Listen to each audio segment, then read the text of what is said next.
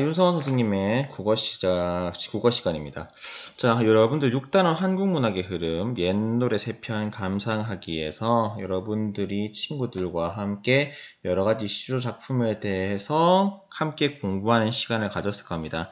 자, 선생님은 이 영상을 통해서 그 수업 시간에 부족했거나 혹은 잘못되었을 수 있는 부분에 대해서 추가하거나 수정하기 위한 목적으로 이 영상을 촬영합니다. 여러분들이 이 수업, 그러니까 이 영상의 내용을 바탕으로 시험 준비를 하거나 공부를 했으면 좋겠습니다. 자, 그러면은 영상을 최대한 짧게 하기 위해서 바로 시작하도록 하겠습니다. 첫 번째 작품은 오우가라고 하는 윤선도의 작품입니다. 이 윤선도라고 하는 분이 중요한 작품을 많이 쓰셨어요. 이 사람의 이름을 알아두면 좋을 것 같습니다. 어찌됐건 간에 이 오우가라고 하는 노래의 제목은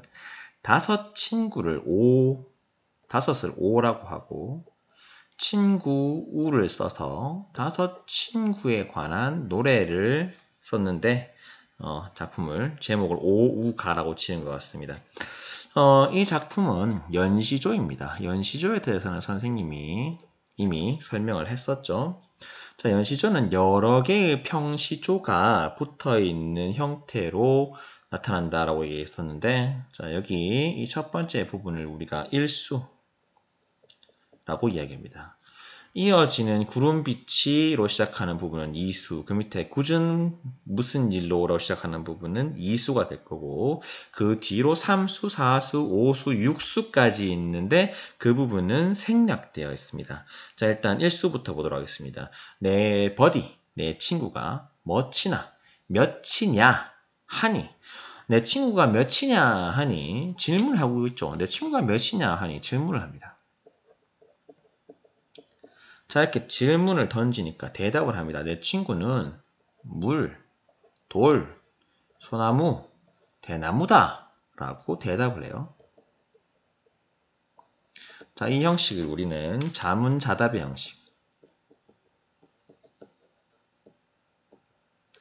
아니면 문답법 이렇게 이야기하도록 하겠습니다. 자, 이러한 형식은 우리 이미 한번 본 적이 있습니다. 어디서 봤느냐면요, 여러분들 그 성산문 이 몸이 죽어가서 배웠었죠. 자, 여기 한번 보면은 이 몸이 죽어가서 무엇이 될 거니? 자, 내가 죽어서 뭐가 될까? 라고 질문을 합니다. 그랬더니 낙락장성 되었다가 저 산에 커다란 소나무가 될 거야. 이렇게 질문하고 스스로 대답하는 자문자답의 형식을 이미 이 작품에서 보았습니다.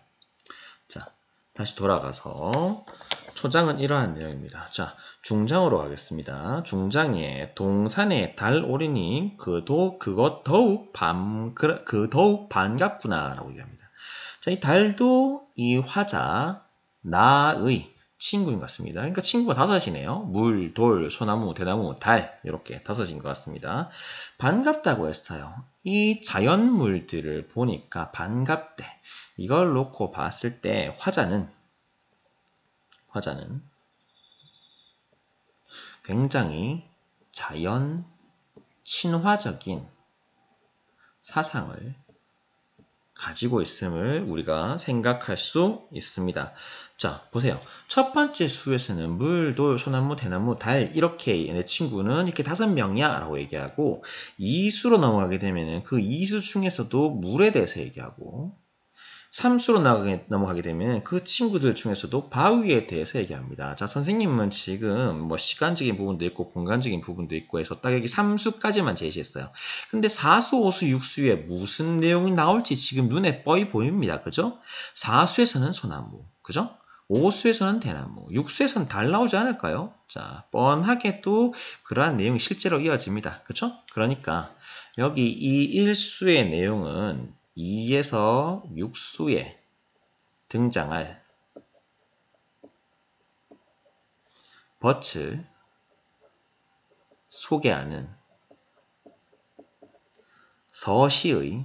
서시는 시의 첫머리에 있는, 그러니까 시집의 보통 첫머리에 있는 그 시집의 전체적인 내용을 안내하는 그러한 역할을 하는 시를 얘기합니다. 서시의 역할을 하는 부분이 1수의 역할이라고 하겠습니다.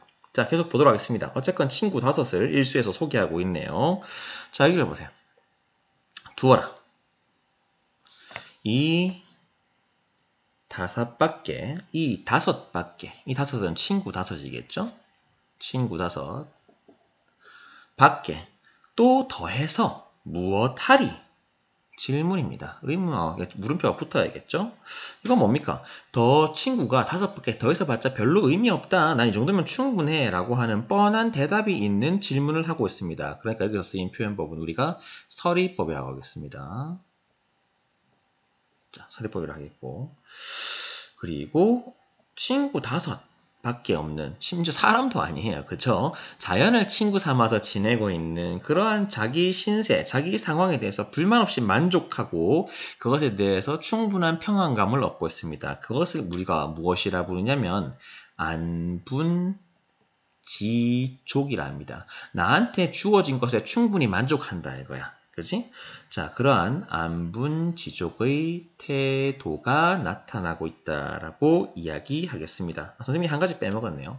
이 버디가 놀랍게도 영어로 버디가 친구죠. 여기서는 버디가 아니고 벗일 건데 이 벗이 뭡니까? 친구예요. 자연물을 친구로 표현했다는 데서 무슨 표현법을 우리가 찾아볼 수 있죠? 의인법도 생각해 볼 수 있겠습니다.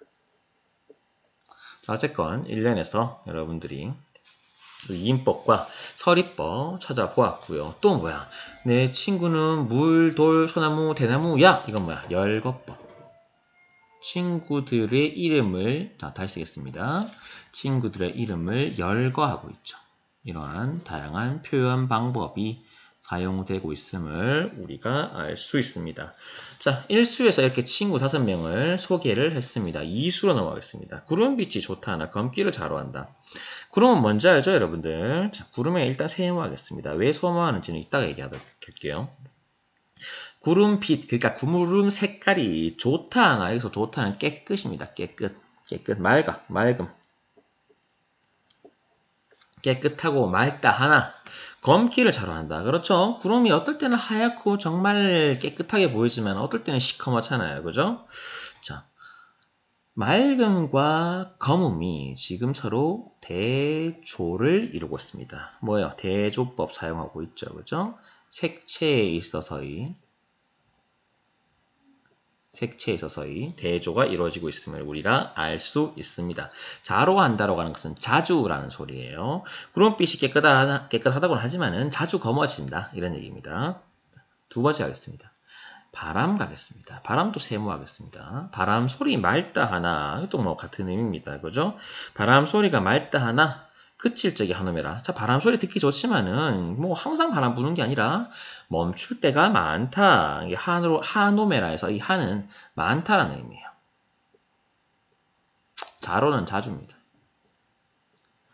자, 그칠 적이 만노매라 이렇게 이해하고 있습니다. 자, 보니까는 구름은 뭐 좋지만은 그러나 이러하다. 바람도 좋지만은 그러나 이러하다. 지금 이수에 있어서 초장과 중장의 문장이 비슷한 구조가 반복되고 있습니다. 따라서 여기서 우리는 비슷한 문장 구조의 반복, 대구법이 쓰였음을 알 수 있습니다. 그렇죠? 어찌됐건 간에 자, 표현법은 그렇게 하고 넘어가도록 하고요. 선생님이 구름과 바람을 왜 세모를 했냐면은 이것은 시적 화자에게 있어서 부정적 대상입니다. 좋은 게 아니란 소리예요. 왜 안 좋으냐? 자주 변한다는 거지. 그러니까 얘는 변할 수 있는 것. 가변적인 대상, 자주 변하는 대상, 부정적인 대상이다라고 생각을 하고 있습니다. 그러니까 조선시대 사람들, 특히 선배들의 입장에서는 자신의 뜻이 이러하다라고 생각을 하면은 그거는 목에 칼이 들어와도 그 뜻을 굽히지 않는 게 선비의 정신이라 생각했어요. 그런데 이 구름과 바람은 어때요? 시도 때도 없이 뭐 좋았다가 나빴다가 맑았다가 그쳤다가 하잖아요. 그죠? 잘 변하기 때문에 선비 입장에서 봤을 때 이건 좋은 대상이 아니에요. 부정적인 대상이라 할 수 있습니다. 계속 보도록 할게요. 좋고도 좋은 거 맑음이라고 했었죠? 자, 맑음. 깨끗함. 좋고도 그칠 리 없기는 그칠 리가 없다는 거는 멈추지 않는다는 소리예요. 그죠? 좋으면서도 그칠 리가 없다. 그러니까 항상 맑고 깨끗하기만 할 그런 것은 우리가 불변성이라고 하겠죠. 이 변하지 않는 것은 변하는 것이 선비 입장에서 나쁜 것이라면 불변성은 선비 입장에서 좋은 거예요. 이 좋은 게 뭐였습니까? 물 되겠죠. 즉, 이 구름과 바람은 시적 화자에게 있어서 부정적 대상이겠지만 이 물은 어떤 거? 불변성을 가지고 있는 긍정적 대상 되겠습니다. 이해했습니까? 따라서 이 물은 의미를 다시 쓰도록 하겠습니다. 심미적 대상이라고 볼 수도 있어요. 심미적 대상이란 말은 보기에 예쁘다 이거야. 아름답다 이거지. 자, 거기에다가 단순히 보기에 예쁜 것만이 아니라 유교적인 이념, 선비는 어떠해야 한다고요? 자신이 뜻을 세웠으면 목에 칼이 들어와도 바른 말을 해야 된다고요. 그러한 유교적 이념을 상징적으로 표상하는 대상이라 할 수 있습니다. 뭐가요? 물이요. 따라서 이 물이라고 하는 것은 유교적 관념에서 혹은 선비가 생각할 때 이상적인 인간다, 인격체?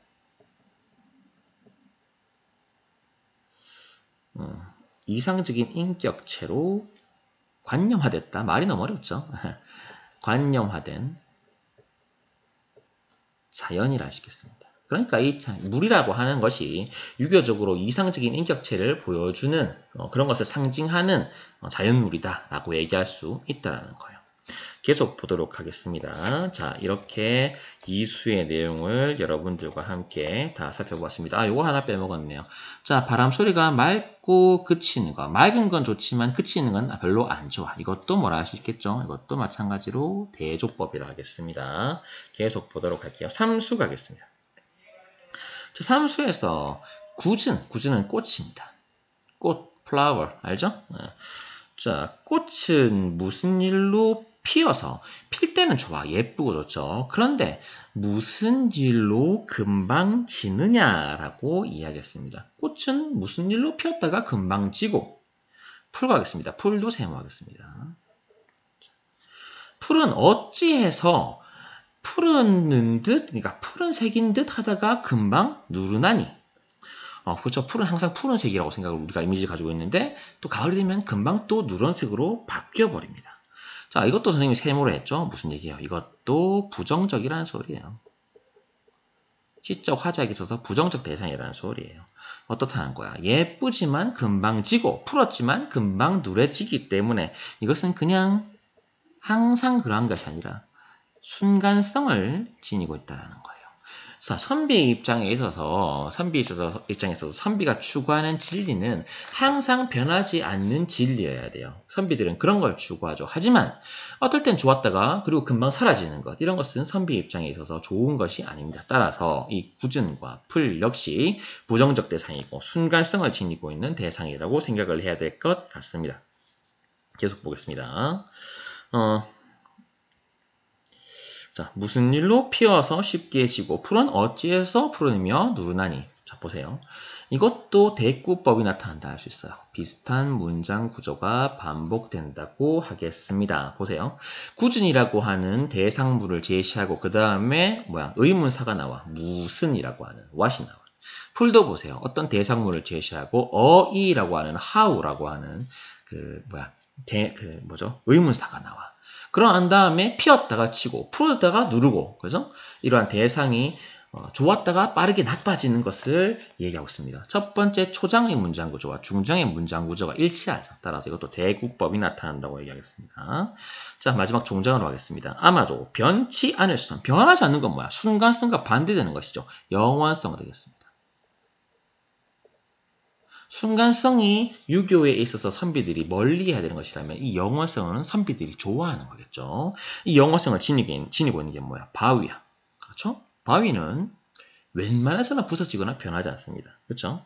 그러니까 이 바위라고 하는 것이 유교적인 이념 혹은 선비들이 추구하는 이상적 인격체로서 관념화되어 있는 자연이라고 보시는 거야. 뭐랑 같습니까? 아까 봤던 물과 같은 것이라 할 수 있겠죠.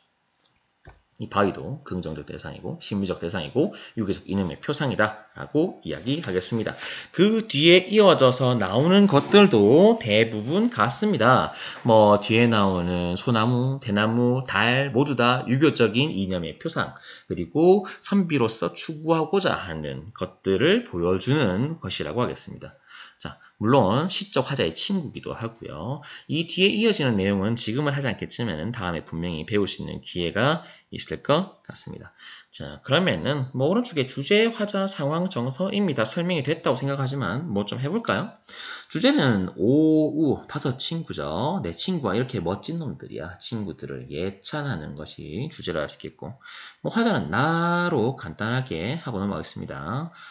일수의 첫 번째 단어가 내 버디, 나가 나타나죠. 상황 보겠습니다. 상황은 뭐 화자가 5친 사랑하는 친구들, 사랑하는 친구를, 친구는 자연물들이죠. 친구를 소개하는 상황. 뭐 이렇게 간단하게 정리하면 될 것 같고요. 뭐 정서는 어떻게 얘기하면 좋을까요? 뭐 이 사람은 일단 자연을 너무 사랑해. 그지? 자연을 사랑하고 그것을 너무 좋아해. 자연 예찬. 그런 마음을 가지고 있죠. 그런 기분이야. 자, 그리고 내가 가지고 있는 것에 대해서 굉장히 만족하고 있습니다. 가진 것에 만족하는 안분지족. 뭐 이러한 정서가 나타난다고 혹은 뭐 태도라 봐도 괜찮을 것 같습니다. 이러한 정서와 태도가 나타나고 그 다음에 주요 소재의 의미는 이미 다 적었기 때문에 따라오지 않겠습니다. 뭐 표현 기법으로는 우리가 봤지만 문답법, 뭐 서리법, 그리고 뭐 대구법 넘어가셨죠? 뭐 대조법, 자연물을 친구로 표현하는 의인법, 그리고 여기 이거 빼먹었네요. 뭐 하노라 이런 건 뭐예요? 뒤에 느낌표가 들어오실 것 같아, 이거지? 영탄법 이런 다양한 표현법들이 쓰여있는 작품이다 라고 이야기할 수 있겠습니다. 자, 다음 작품으로 넘어가도록 하겠습니다. 두 번째 작품, 송순이 쓴 10년을 경영해야 되겠습니다. 이 송순이라는 사람도 굉장히 중요한 작품들을 많이 썼을 거예요. 나중에 여러분들이 배울 뭐 면양정가라든가 이런 것들이 있습니다. 자, 송순의 작품 보도록 하겠습니다. 제가 10년을 경영하여 초려상간 지어내니라고 되어 있습니다. 경영하였다. 이건 뭐 준비했다, 계획했다 이런 의미로 생각하면 될 것 같아요. 10년을 준비했어. 뭘 준비했을까? 10년을 준비해서 초려 3간을 지어냈대. 10년 동안 준비해서 지은 게 겨우 초가집이야. 산이 아닙니다. 초가집 지붕이에요. 가르마 탄 머리가 아니에요. 알겠죠? 초가집입니다. 초가집. 아니, 점점 더 가르마 같아지네. 자, 초가집입니다. 자, 근데 이 3간이야. 3간이라고 하는 것은 방이 3칸이라는 소리입니다. 초가집의 방이 3칸이야. 자, 10년을 준비해서 겨우 준비한 게 초가집, 3칸짜리 초가집이다 이거예요. 여기서 우리가 뭘 알 수가 있습니까? 이 시적 화자가 어떤 사람이다? 굉장히 소박한 사람이다. 욕심이 많지가 않아. 또 뭘 알 수 있죠? 이 소박한 태도에서 가진 것에 만족하는 안분. 아까 했던 거죠? 안분지족의 태도가 나타난다라고 얘기할 수도 있겠습니다. 자, 안분지족하고 굉장히 자주 엮이는 단어인데 내가 가난하게 살지만 그것에 대해서 불평, 불만 없이 가난 속에서의 즐거움을 느끼고 사는 것. 이것을 우리가 안빈낙도라고 하는데 10년 동안 준비해서 초가 3간 하나 지었으면 안빈낙도라고 해도 크게 뭐 문제 없을 것 같아요. 그렇게 이래서 안분지족과 안분지족의 태도가 드러난다라고 말할 수 있겠습니다. 계속 읽어볼게요. 10년을 경영하여 초려 3간 지어내니 나 한 칸, 나가 나타납니다. 시적 화자겠죠, 그죠? 시적 화자는 나 하겠습니다. 나 한 칸, 내가 한 칸을. 좋아. 이 초가집의 한 칸은 내가 먹었어. 자, 달 한 칸. 아니, 근데 이 좋지도 않은 집에 한쪽 칸은 달한테 주겠다 이거예요. 달입니다. 그죠? 한쪽 칸은 달한테 주겠대. 달 한 칸, 청풍 한 칸. 아니, 나머지 한 칸은 뭐 누구한테 준다고? 바람한테 주는다 이거야. 자, 바람입니다, 여러분. 바람같이 안 보이나요? 바람입니다. 한 칸은 달, 한 칸은 나, 한 칸은 청풍한테 맡겨둔답니다. 뭐예요? 여러분, 달한테 방을 맡겨도 이건 마치 달을 사람처럼 대하고 있는 것 같습니다. 그렇죠? 의인법. 그렇죠? 뭔가 맡겨준다라는 거야. 더 맡겨둔다라고 하는 것은 사람한테 하는 거니까 의인법이 있다라고 얘기할 수 있을 것 같네요. 자, 좀 더 읽어보도록 하겠습니다. 종자로 하겠습니다. 강사는 들일 데가 없어. 그치? 방이 달랑 3칸인데 이 방에 달 주고 바람 주고 내가 한 칸 가졌는데 뭐 강사는 넣을 데가 없어. 그지? 이 강과 산은 들여둘 데가 없으니 어떻게? 둘러두고 보리라. 자, 이렇게 표현을 하고 있습니다. 자, 이 집 뒤에 산이 있어. 그죠? 집 뒤에 산이 있고, 그리고 집 앞으로 강이 흘러. 자, 이렇게. 집 주변에 둘러두고 가까이에 얘들을 두고 보면서 살겠다. 이런 표현을 쓰고 있습니다. 그런데 여기를 한번 보세요. 강사는 들일 데가 없으니 둘러두고 본다고요? 이렇게 표현하면은 마치 강산이 여기에 있었던 것은 시적 하다가 집 주변에 얘들을 둘러뒀기 때문에 강과 산이 여기에 있는 것 같아. 그죠? 실제로는 강과 산은 원래 처음부터 여기에 있었어요. 여기에 있었던 것의 주체는 강과 산이에요. 그런데 누가 그렇게 한 것처럼 화자가 한 것처럼 표현해버린 거야. 이걸 우리가 뭐라고 표현할 수 있냐면은 주체와 객체, 그러니까 여기 있게 한 주체와 객체가 바뀌어버린 거죠. 이것을 우리가 주객전도다라고 얘기하겠습니다. 주객이 전도된 표현이다라고 이야기했습니다. 강사는 원래 그 자리에 있었어요. 그죠? 화자가 둔 게 아닙니다. 주체와 격체가 바뀌었어요. 자, 한 가지 더. 자, 강사는 인간이 어디다 두고 자시고 할 수 있는 성질의 것이 아니에요. 이건 뭡니까? 선생님 얘기한 적이 있죠. 자, 대상을 주관적으로, 글자가 좀 안 보이네. 주관적으로 그 성질을 변용해버린 것이죠. 대상의 성질을 주관적으로 변형했다. 주관적 변형이 나타나는 부분이다. 라고 이야기할 수도 있겠습니다. 그렇게 놓고 보니까 어때요? 자, 방 안에다가 달을 집어넣었어. 그지? 중장에서. 방 안에다 달을 집어넣는다고? 가능한 일입니까? 안 되죠. 보겠습니다. 이것도 뭐예요? 결국엔 중장의 표현도 주관적 변형이다. 라고 이야기하도록 하겠습니다. 자, 이렇게 작품에서 쓰여있는 표현법들을 봤습니다. 굉장히 기발한 발상이 많이 쓰여있죠. 그리고 이 이 작품에서 나타나는 또 한 가지 특이한 점이라고 한다면은 어떤 시선의 이동을 얘기를 할 수 있는데 이 작품은 처음에는 근경, 가까운 거리의 경치를 먼저 이야기합니다. 어떤 거요? 그러니까 내 바로 옆에 있는, 내 앞에 있는 초가집, 그리고 그 각각의 방에 대해서 이야기를 하게 되죠. 그런데 그 각각의 방에 대해서 이야기를 하다가 이제 어디로 이동합니까? 내 집 뒤에 멀리 있는 산, 내 집 앞에 멀리 있는 강, 이렇게 근경에서 멀리 있는 경치, 원경으로 시선이 이동하고 있다라고 말할 수 있을 것 같습니다. 작품의 특이한 표현 방법 중에 하나라고 볼 수 있겠네요. 그 다음 하나 더 합시다. 중장을 한번 볼게요. 중장에 보면은 나 한 칸, 달 한 칸, 청풍 한 칸 맡겨둔다고 했어. 그러니까 나는 인간으로서 방 안에 들어가 있는데 달이랑 바람도 방 안에 들어간다? 이건 마치 화자와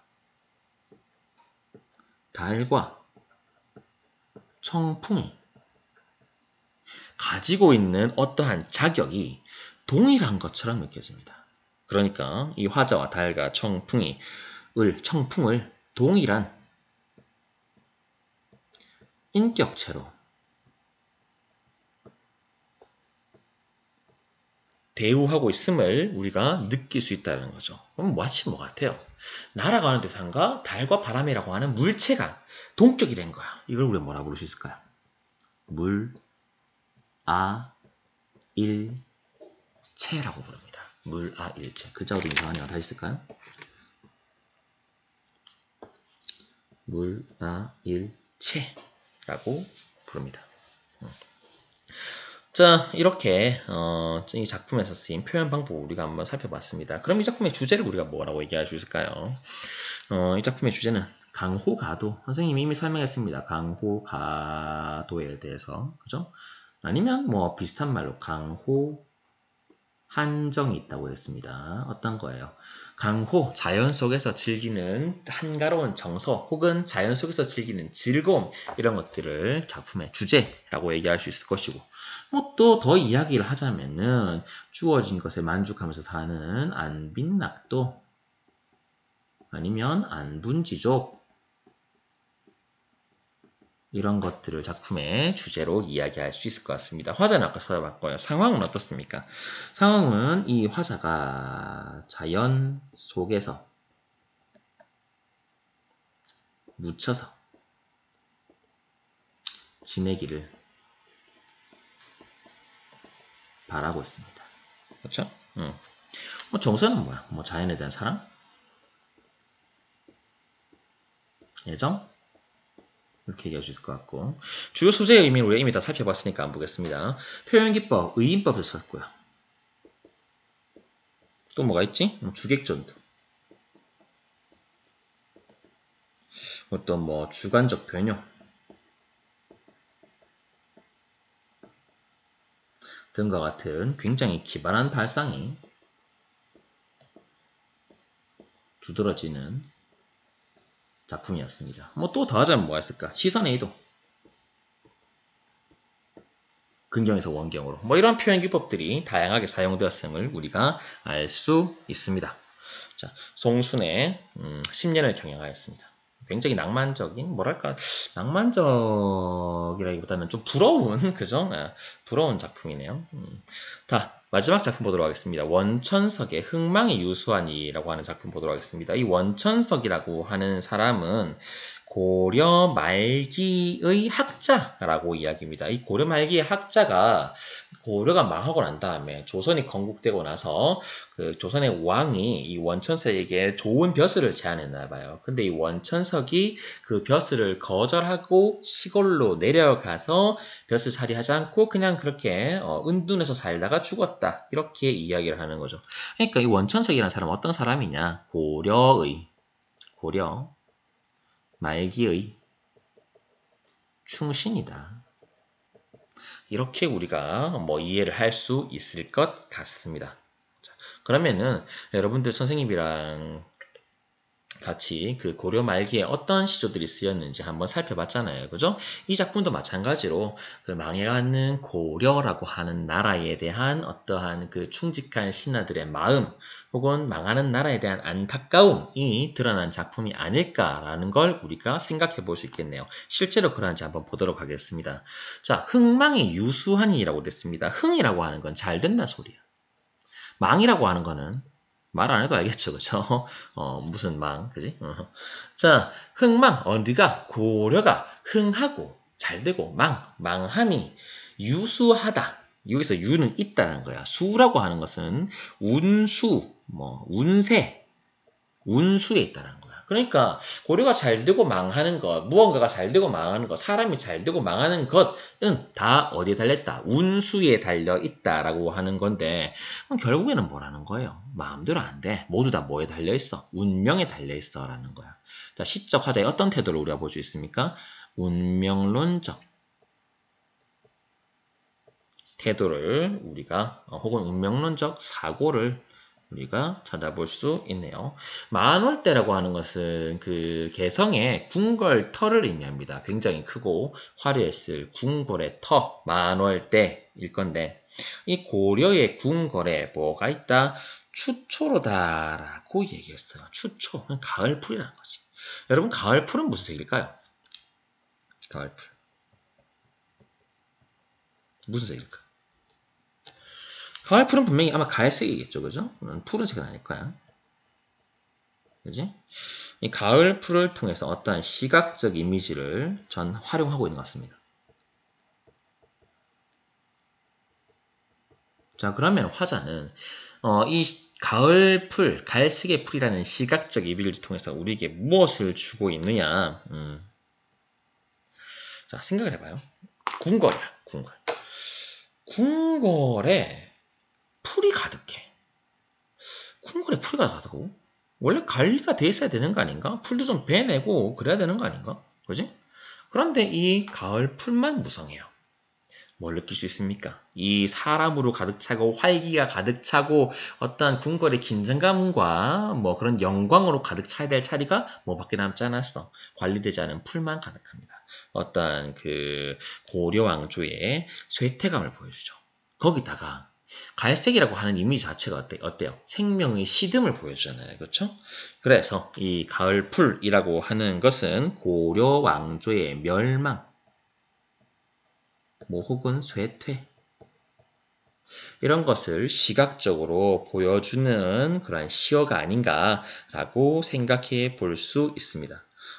다음 중장으로 넘어가겠습니다. 500년 왕업. 이 500년은 고려 왕조의 500년을 얘기하는 겁니다. 왕업이라고 하는 것은 그 왕조의 업적을 얘기하는 거예요. 고려 왕조의 업적이 어디에 있다? 목적에 있다. 목적은 목동의 필이에요. 목동의 필이는 뭐예요? 목동의 피리 소리에 붙여 있다. 그러니까 붙여 있다는 것은 깃들어 있다. 고려 왕조의 500년에 걸친 왕조의 업적이 목동의 피리 소리 안에 깃들어 있구나. 그 피리 소리는 어떤 이미지를 알 수 있습니까? 청각적 이미지를 알겠죠?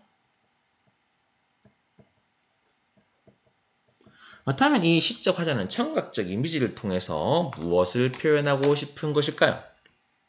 자, 목동의 피리 소리 어떻습니까? 굉장히 일단 느낌이 쓸쓸하고 좀 애잔한 느낌이 드는 것 같습니다. 거기에다가 500년의 왕업이 뭐 거대한 뭐 대서사시에 담기는 게 아니라 겨우 한 명이 목동의 피리 소리가 들어있어. 어때요? 그 크고 그 뭐랄까 웅장하고 위대한 왕의 혹은 그 왕조의 신하들의 위대한 나라의 역사가 겨우 목동의 피리 안에 담겨 있다는 거야. 뭔가 초라한 느낌도 드는 것 같습니다. 그죠? 자, 이런 청각적 이미지를 통해서 결국에는 뭘 표현하는 것이다. 우리 이미 살펴봤잖아요. 가을 풀과 같은 역할을 목적이 하고 있는 것 같습니다. 물론 이미지는 다르지만 이 목적이 뭘 보여준다? 고려왕조의 멸망과 쇠퇴를 보여준다 할 수 있을 것이고 또 나아가서 그것을 보고 있는 가을 풀을 보고 있는 그리고 목동의 피리 소리를 듣고 있는 시적 화자에게 어떤 마음을 심겨줄까? 어떠한 인생의 무상감, 허무함, 허무함. 이런 것을 느끼게 해줬을 것이고, 뭐 어떤 탄식, 어떤 쓸쓸함? 뭐 이런 것을 보여주고 있는 것 같습니다. 예. 자, 좀 더 보도록 하겠습니다. 흥망이 유수하니 만올 때도 주추로다. 500년 왕업이 목적에 붙여시니. 자, 여기까지는 경치를 하겠습니다. 경치. 근데 이 경치를 먼저 보여주고 있죠. 선경이라 하겠습니다. 이 경치를 먼저 보여주고 뒤에 감정을 보여주죠. 정서를 보여주죠. 뒤에 정서를 보여줘요. 이렇게 경치를 먼저 보여주고 뒤에 정서를 보여주는 구조를 우리는 선경후정의 구조다라고 얘기하는데 굉장히 흔하게 쓰이는 구조니까 알아두도록 하겠습니다. 석양에 지나는 객 눈물겨워 하느라라고 되어 있습니다. 이 석양의 의미는 여러 가지로 생각해 볼 수 있겠죠. 중의적인 의미가 있습니다. 어떤 의미가 있을까요? 첫 번째로는 그냥 질자로 해가 지는 거야. 일몰이야. 일몰에서 생기는 그 노을이야. 그러니까는 어떤 시간적인 배경이야. 자, 진짜로 그냥 해가 질 때 그 모습 석양을 의미하는 것일 수도 있고, 두 번째로는 딱 봐도 해가 질 때 우리는 뭘 느낍니까? 어떠한 그 몰락, 멸망 이런 것을 보여주잖아요. 특히나 태양 같은 경우에는 태양은 어떤 왕을 상징하는 그런 자연물이기도 합니다. 그 왕을 상징하는 자연물이 지고 있는 모습을 통해서 우리는 당연히 뭘 생각할 수 있을까? 고려라고 하는 나라의 멸망을 떠올릴 수 있습니다. 이렇게 석양은 중의적인 의미가 들어가 있다는 거 알아두고 넘어가겠습니다. 석양에 지나는 객 눈물겨워하느라 이 객은 누굴까요? 당연히 화자입니다. 자, 근데 화자가 내가 지금 나는 눈물겹다라고 말을 하고 있음에도 불구하고 내가 눈물겹다, 눈물 흘린다라고 표현하지 않고 객이 눈물 흘린다고 표현했어요. 자, 이건 뭐냐면은 이 화자를 객관화시킨 거예요. 화자를 객관화시킴으로써 내가 아니라 다른 인물인 것처럼 객관화시킴으로써 얻을 수 있는 효과는 무엇일까? 나는 슬퍼요라고 하면은 나 혼자 느끼는 감정처럼 느끼지만은 다른 대상인 객이 슬퍼한다라고 표현하면은 내가 슬픈 게 아니라 지나는 누군가도 슬퍼하는 게 되는 거야. 그지? 그러면 어때요? 나만 슬픈 게 아니라 이 자리를 지나는 누군가도 슬퍼하는. 그러니까 나만 가지고 있는 감정이 아니라 다른 사람도 충분히 슬퍼할 수 있는 그러한 광경이 된다는 거예요. 다시 얘기해서 화자가 느끼는 정서를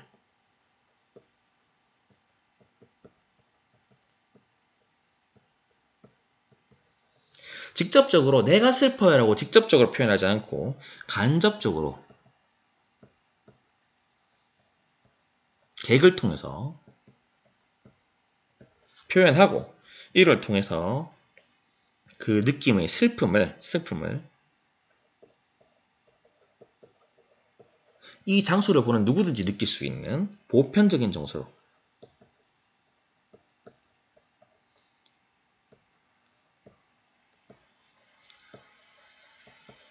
확대하고 있다. 뭐 이렇게 말을 할 수도 있겠습니다. 이 객이라는 표현을 통해서 화자를 객관화하고 화자가 느끼는 정서를 간접적으로 표현함으로써 화자가 느끼는 슬픔을 보편적인 정서로 확대하는 효과가 있다. 뭐 이렇게 생각해 볼 수 있을 것 같네요. 자, 눈물겨워 하노라라고 되어 있는데 이 눈물겹다라고 하는 것에서 화자의 정서가 나타납니다. 어떤 정서? 뭐 슬픔, 애상. 당연하죠. 자, 그 다음에 뭐 어떤 뭐가 있을까요? 만국의 한. 망한 나라에 대한 어떤 한스러운 마음이 나타날 수도 있고 뭐 사자성어로 표현하자면 맥수지탄 뭐 이런 걸 얘기할 수 있겠는데 맥수지탄은 좀 알아둡시다. 맥수지탄이란 건 뭐냐면은 옛날에 그 중국에 은나라 주나라라고 하는 나라가 있었어요. 은나라가 망하고 난 다음에 그 은나라를 지나가던 기자라는 사람이 있어요. 여러분들 역사 시간에 기자도선 배웠죠. 그 기자예요. 그 기자라는 사람이 은나라의 수도를 지나가다가 보니까 그 은나라의 화려했던 수도의 모습은 하나도 없고 뭐밖에 없어. 보리만 잘 자라고 있다 이거야.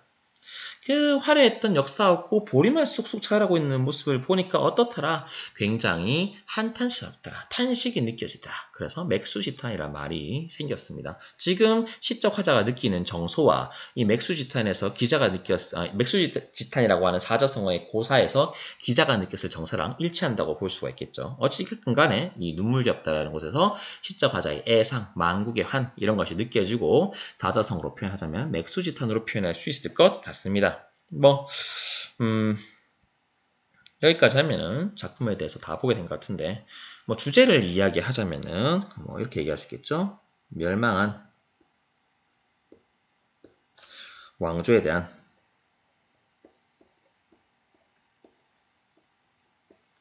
회고, 돌이켜 생각해 보는 거죠. 회고와 어떠한 슬픔, 뭐, 또는 뭐, 무상감이라도 상관없을 것 같습니다. 멸망한 왕조에 대한 회고와 무상감. 뭐, 화자는 나라고 할 수 있을 것 같아요. 하지만 직접적으로 표현되는 부분은 없는 것 같습니다. 그렇죠? 네, 직접 표현되는 부분은 없는 것 같습니다. 상황을 보자면은 뭐 어떤 상황입니까? 뭐 고려의 수도 개성이죠. 개성을 혼자 이렇게 둘러보는 거야. 뭐 만월 때도 가보고 그죠? 개성을 둘러보며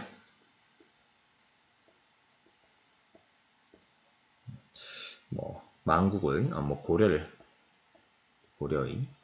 과거를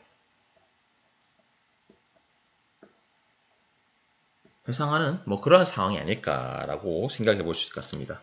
뭐 정서로 한다면은 그 망한 나라에 대한 어떠한 슬픔 아니면 뭐 무상감 뭐 아니면은 뭐 허망함 아니면 어떤 한탄 탄식 뭐 이런 것들이 특히 탄식은 어떤 어조로서 나타나지는 것 같네요. 자, 주요 소재의 의미는 됐고요. 표현기법 보겠습니다. 표현기법으로는 뭐 중의법, 였죠. 그리고 석양이라고 하는 것을 뭐 중이긴 당연히 하지만은 뭐 추초, 목적, 뭐 아니 목적? 추초, 목적 아니야. 요건 아닌 것 같고 석양의 은유법이 나타난 것 같고요. 그 다음에 눈물겨워 하노라 뭐 이런 것을 통해서 명탄법